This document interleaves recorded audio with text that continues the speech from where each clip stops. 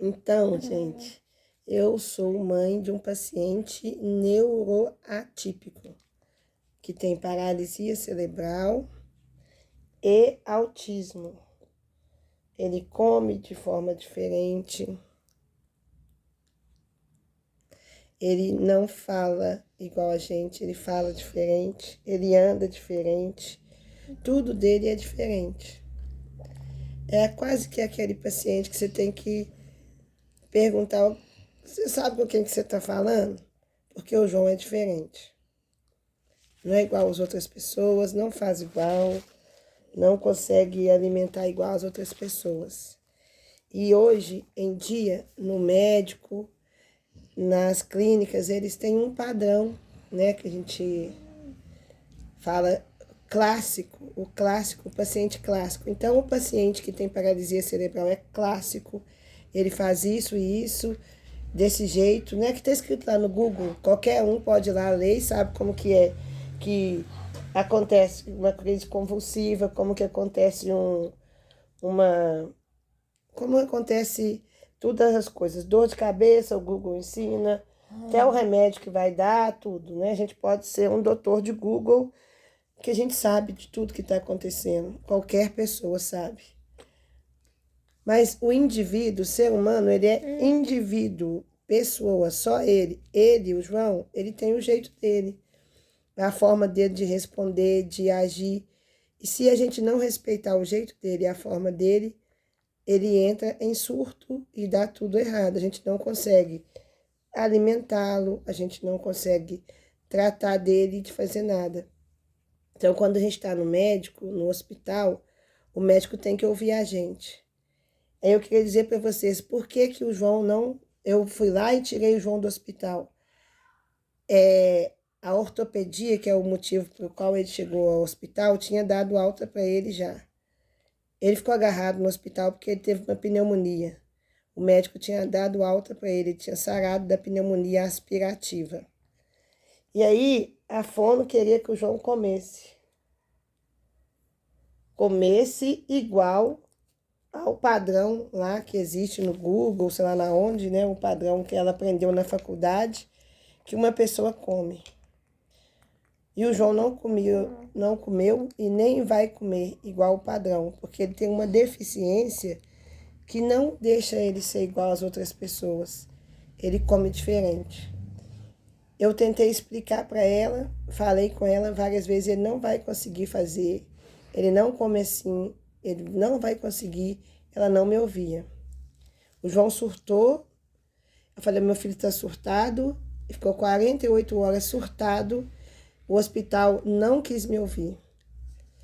Quando chegou um neurologista lá, e o meu irmão estava do meu lado, meu irmão Luiz, é o psicólogo da AME, ele é uma pessoa que entende da saúde mental, porque ele trabalhou durante muitos anos no Sersan. Então, ok, ele conversou com meu irmão. E aí o meu irmão ontem falou comigo assim, mas por que você mesmo, o neurologista te pedindo para você dar uma chance para ele, você não deu a chance e tirou o João do hospital? Aí eu vou falar para vocês por que eu tirei o João do hospital com raiva e brigando. O médico, em momento algum, dirigiu a palavra para mim. Ele falava com meu irmão, eu estava do lado, o João na cama dando surto, eu do lado, o médico desse lado aqui, o Luiz aqui atrás de mim. O médico passava por cima de mim, ele não me reconhecia como pessoa. Fala com ela, para ela me dar um voto de confiança, que eu vou passar a escutar ela.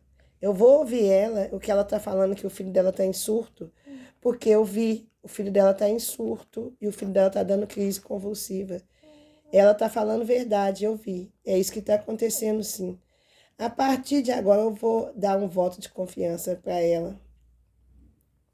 Como ele ia dar um voto de confiança para mim, dirigindo a palavra ao meu irmão. E quando meu irmão não estivesse lá, porque ia ficar eu e o João de novo no CTI, quem ele ia ouvir? Quem que ia ser o nosso interlocutor? Ele não me ouviu, ele não me respeitou, não respeitou o João. Ok, eu não ia deixar meu filho sofrer mais. E por isso eu tirei o João do hospital. E o que eu queria dizer para médicos, para as pessoas que são os responsáveis no hospital, né? Se vocês não sabem ouvir e vocês só conhecem crise convulsiva do Google, cuidado, porque a epilepsia mata sim. Existem pessoas que morrem de crise convulsiva se ela continuar dando crise e não for assistida. O João passou 24 horas dando crise convulsiva e sendo medicado com diazepam e a remédio de dor que chama morfina, livre demanda de morfina e diazepam para tratar uma crise convulsiva. Porque o médico que estava, a médica, a doutora Lívia, que estava lá atendendo o João nesse dia, concluiu que o João não tinha a crise epilética clássica, como não estava acontecendo uma crise epilética clássica que ela conhece lá no Google, né, no lugar que qualquer um pode ver como que é uma crise convulsiva, como a crise do João não era essa crise, ela concluiu que eu não sabia o que estava acontecendo com meu filho. Sim, eu não sou médica, mas eu entendo do meu filho e eu estou muito familiarizada com crise convulsiva, porque o meu filho tem epilepsia de difícil controle. Eu sei o que é um ataque epilético, eu sei o que é um surto psiquiátrico e o desarranjo neurológico que aconteceu com meu filho e que eu comuniquei à equipe médica e que eles não acreditaram em mim. E por isso eu tirei meu filho de lá.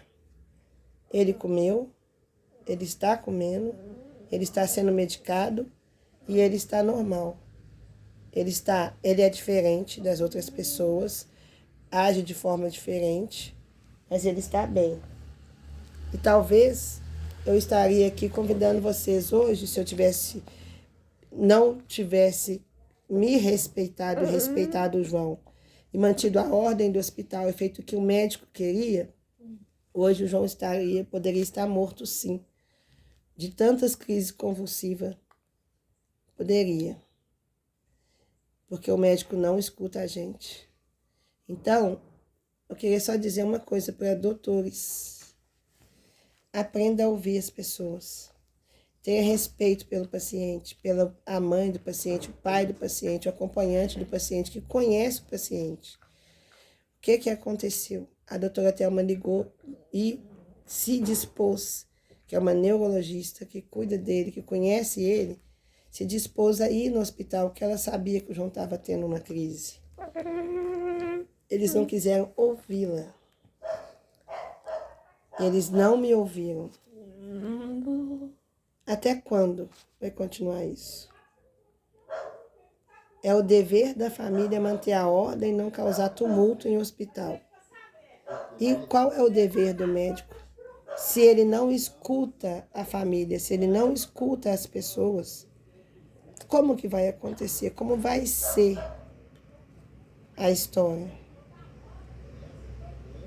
Você vai olhar o que é crise convulsiva no Google. Se o menino não estiver fazendo uma crise convulsiva igual do Google, você não acredita na família. Existe possibilidade de melhoras, de ter diálogo?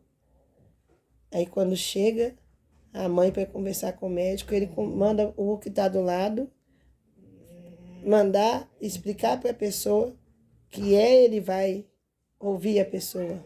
Se olhando no olho ele não consegue falar, ele tem que direcionar a outra pessoa, ele nunca vai me ouvir. É muito dolorido isso. Muito dolorido. E isso não pode continuar acontecendo.